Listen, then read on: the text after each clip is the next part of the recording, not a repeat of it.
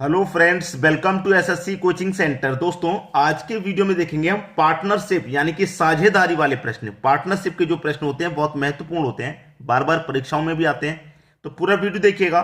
चलिए स्टार्ट करते हैं। पहला प्रश्न, आदित्य और संजय एक व्यवसाय में 45,000 और 30,000 निवेश करते हैं। कौन कौन? आदित्य और संजय। ठीक है, एक व्यवसाय में 45,000 और 30,000 निवेश करते हैं। तो आदित्य कितना करता है? 45,000 निवेश, और संजय करता है भाई 30,000 निवेश। ठीक है, ये निवेश करता है। उनको लाभ के बीच का अनुपात क्या होगा? भाई जब लाभ होगा, जब लाभ मिलेगा तो उनके बीच का अनुपात। भाई आदित्य ने ज्यादा पैसे इन्वेस्ट किए तो इसको लाभ ज्यादा मिलेगा, संजय ने कम पैसे इन्वेस्ट किए तो इसको कम लाभ मिलेगा। तो वही लाभ का अंतर बताना है, आसान हो जाएगा। 1 2 3 जीरो से 1 2 3 जीरो काटा देंगे आप। ठीक है, 15 त्रिक का 45 कटाएंगे, 15 दुने का 30 कटाएंगे, ये हो जाएगा 3:2। बस प्रश्न खत्म। बी ऑप्शन में दे रखा है 3:2। लाभ का प्रतिशत कितना हो जाएगा? 3:2 हो जाएगा। पार्टनरशिप के प्रश्न करा रहा हूं, पूरा वीडियो जरूर देखिएगा, आसानी से कराऊंगा सभी प्रश्न। अब देखेंगे अगला प्रश्न। अगला प्रश्न है, महेश और किशोर एक व्यवसाय 60,000 रुपए और 50,000 रुपए के निवेश के साथ आरंभ करते हैं। कौन कौन? महेश और किशोर। ठीक है, कितने कितने रुपए लगा के? 60,000 लगा के, और ये लगाता भाई 50,000। ठीक है, लगा के एक निवेश के साथ आरंभ करते हैं। ठीक है, यदि एक वर्ष बाद उनको 33,000 रुपए का लाभ प्राप्त हुआ। कितने का लाभ प्राप्त हुआ? एक वर्ष के बाद लाभ जो प्राप्त हुआ है वो 33,000 का लाभ प्राप्त हुआ है। 33,000 का, ठीक है, प्राप्त होता है। तो इसमें किशोर का हिस्सा कितना होगा? इस किशोर का हिस्सा कितना होगा? 3 जीरो से 3 जीरो कट गए, 1 जीरो से 1 जीरो ये कट गया। इनका जो रेशियो है वो 6:5 का है। ठीक है, अब किशोर का रेशियो कितना है? 5, तो इसको 5 मिलेगा। महेश का रेशियो है 6, तो इसको 6 मिलेगा। लेकिन पूछा किसका है? किशोर का हिस्सा कितना है? किशोर का हिस्सा कितना है? 5, तो इस 33,000 का उसे 5 मिलेगा। 5 कितना मिलेगा? 5। महेश और किशोर दोनों का रेशियो जोड़ लो, कितना हो जाएगा? 5 और 6 11, बटे में कर दो भैया 11। प्रश्न यही खत्म। 11 त्रिक का 33, 1 2 3 जीरो आगे, 1 2 3 जीरो, 3 पंजे 15 और 3 जीरो यानी कि 15,000। ठीक है, किशोर को क्या मिलेगा? 15,000 मिलेगा। पहला ऑप्शन बिल्कुल सही। अगर महेश का पूछ लेता तो इस 33,000 में क्या करते? रेशियो कितना है इसका? 6 है ना महेश का, तो 6 लिखेंगे, बटे में दोनों का योग लिखेंगे 11। 11 त्रिक का 33 और ये 3 जीरो, 1 2 3, 6 त्रिक का 18 और 3 जीरो 18,000। अगर महेश का पूछ लेता तो महेश को मिलता 18,000। ठीक है, महेश को कितना मिलता? 18,000। लेकिन पूछा किशोर का मिलेगा 15,000। और टोटल लाभ कितना भैया? टोटल लाभ 33,000 है, तो 15,000 और 18,000 मिलाओगे तो 33,000 ही तो हो जाएगा। ठीक है, दोनों का हिस्सा हमने मालूम कर लिया। किशोर को 15,000 मिलना है और महेश को 18,000। समझ में आ गई बात? चलिए अब देखेंगे अगला प्रश्न। अगला प्रश्न है, अनिल और निखिल एक व्यवसाय आरंभ करते हैं। कौन कौन? अनिल और निखिल एक व्यवसाय आरंभ करते हैं जिसमें वह 3300 और 5,000 रुपए निवेश करते हैं। कितना? 3300 और 5,000 रुपए निवेश करते हैं। यदि उनको 1,660 रुपए का लाभ हुआ, लाभ कितने का हुआ? 1,660 रुपए का लाभ हुआ, तो उस लाभ में अनिल का हिस्सा कितना है?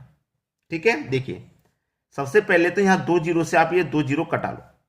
ठीक है, ये कितना बचा? इसका रेशियो 33 और इसका बचा 50।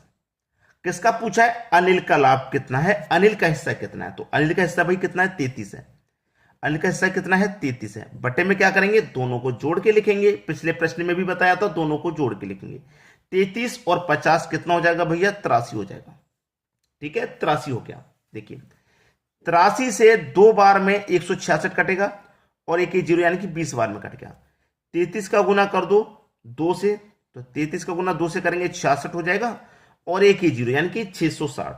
तो यहां पर अनिल का जो हिस्सा है वो कितना है? 660 है। डी ऑप्शन बिल्कुल सही। अगर निखिल का पूछ ले तो भी कोई बात नहीं, 50 से गुना करके बटे में दोनों को जोड़ के लिख देंगे। ठीक है, क्लियर सभी को। अब देखेंगे अगला प्रश्न। अगला प्रश्न है, राहुल 45,000 के निवेश के साथ एक व्यवसाय आरंभ करता है। 6 महीने बाद संजय इस व्यवसाय में 30,000 रुपए के निवेश के साथ जुड़ता है। ज्ञात कीजिए वर्ष के अंत में वे किस अनुपात में अपने लाभ को विभाजित करेंगे। ठीक है, सबसे पहले तो राहुल आया, उसके बाद में राहुल के बाद में कौन आया, संजय आया। ठीक, राहुल ने व्यवसाय चालू किया था 45,000 रुपए लगा करके, फिर संजय भी इसमें शामिल हो गया 30,000 रुपए के निवेश के साथ, संजय भी इसमें शामिल हो गया। ठीक है, अब ये जो निवेश किया है कितने समय के लिए है, कितने समय के लिए किया है, 12 महीने के लिए किया है, 1 साल के लिए किया है, क्योंकि वर्ष के अंत में जो लाभ होगा उसे विभाजित करना। तो 1 वर्ष के अंत में लाभ होगा तो इसका मतलब 1 वर्ष के लिए निवेश किया है। बात समझ में आ गई, 1 वर्ष के लिए। सबसे पहले तो यहां 3 जीरो से आप यहां 3 जीरो ये कटा लीजिए। ठीक है, 15 से कटेगा 3 बार में, 15 से कटेगा ये 2 बार में, इनका रेशियो आ गया 3 और 2। अब राहुल ने व्यवसाय चालू किया था तो पूरा 12 महीने के लिए चालू किया था। जो संजय है वो 6 महीने के बाद आया है। कितने महीने के बाद, 6 महीने के बाद। तो ये केवल 6 महीने बचे हैं वर्ष के अंत में। भाई देखिए, 1 वर्ष के लिए चालू किया, 6 महीने बाद आया, तो 6 महीने के लिए ही तो आया। इसने जो रुपए इन्वेस्ट किए वो 6 महीने के लिए किए और इसने पूरे 12 महीने के लिए इन्वेस्ट किए थे। क्लियर है सभी को। अब देखिए, 12 त्रिक का 36, 6 दुने का 12। ठीक है, ये आ गया रेशियो। अब इसको कटा लेंगे, 12 त्रिक का 36, 12 एकम 12, यानी कि इनका जो लाभ का, प्रॉफिट का जो अनुपात होगा किस अनुपात में बटेगा, 3:1 में बटेगा। भाई वर्ष के अंत में किस अनुपात में अपने लाभ को बांटेंगे, 3:1 में बांटेंगे। यानी कि राहुल को मिलेगा 3 हिस्सा, तो यहां पे संजय को मिलेगा 1 हिस्सा। इस अनुपात में इसको बांटेंगे 3:1, यानी कि बी ऑप्शन बिल्कुल सही जवाब हो गया। अब देखेंगे अगला प्रश्न। अगला प्रश्न है, अनिल, निखिल और सौरभ 3 व्यक्ति हैं इस बार। अनिल, निखिल और सौरभ साझेदारी में एक व्यवसाय आरंभ करते हैं जिसमें निवेश का अनुपात 6:5:8 है। 6:5:8 निवेश का अनुपात 6:5:8 है। वर्ष के अंत में उन्हें 83,600 रुपए का लाभ हुआ। वर्ष के अंत में कितने का लाभ हुआ, 83,600 का लाभ प्राप्त होता है। इस लाभ में सौरभ का हिस्सा कितना है, सौरभ का, तो सौरभ का रेशियो कितना है भाई, 8। तो 8 लिखेंगे, बट्टे में क्या करेंगे, अनुपात को जोड़ के लिखेंगे। 8 और 6 14, 14 में 5 जोड़ेंगे 19। ठीक है, ये आ जाएगा। चलिए कटा देंगे 19 से, 1900 काटेंगे 836 को, तो ये 44 बार में कट जाएगा और 2 जीरो। ठीक है, 4400 हो गया। अब इसका गुना कितने से हो जाएगा भैया, 8 से हो जाएगा, कर लो। ये 2 जीरो तो लास्ट में आ ही जाएंगे आपके। 8 चौक 32 का 2, कैरी का 3 हो जाएगा। 8 चौक 32, 32 में कैरी का 3 जोड़ दो तो 35, 35,200, यानी कि बी ऑप्शन आपका बिल्कुल सही जवाब है। 35,200 किसका हिस्सा होगा, सौरभ का। ये आपके प्रश्न का बिल्कुल सही जवाब हो गया। क्लियर है, सभी की समझ में प्रश्न अच्छे से आ गया। अब देखेंगे हम अगला प्रश्न। अगला प्रश्न है, ए ने 2,000 का निवेश किया और बी ने 500 रुपए ए से अधिक निवेश किए। बी ए से अधिक किए, निवेश किए। 8 महीने के बाद सी ने 1500 का निवेश किया। 8 महीने के बाद, ये सी व्यक्ति भी है। अब देना, ए ने 2,000 रुपए निवेश किए हैं, बी ने ए से 500 अधिक किए, यानी कि इसने 2500 किए। सी आया 8 महीने के बाद 1500 किए इसने।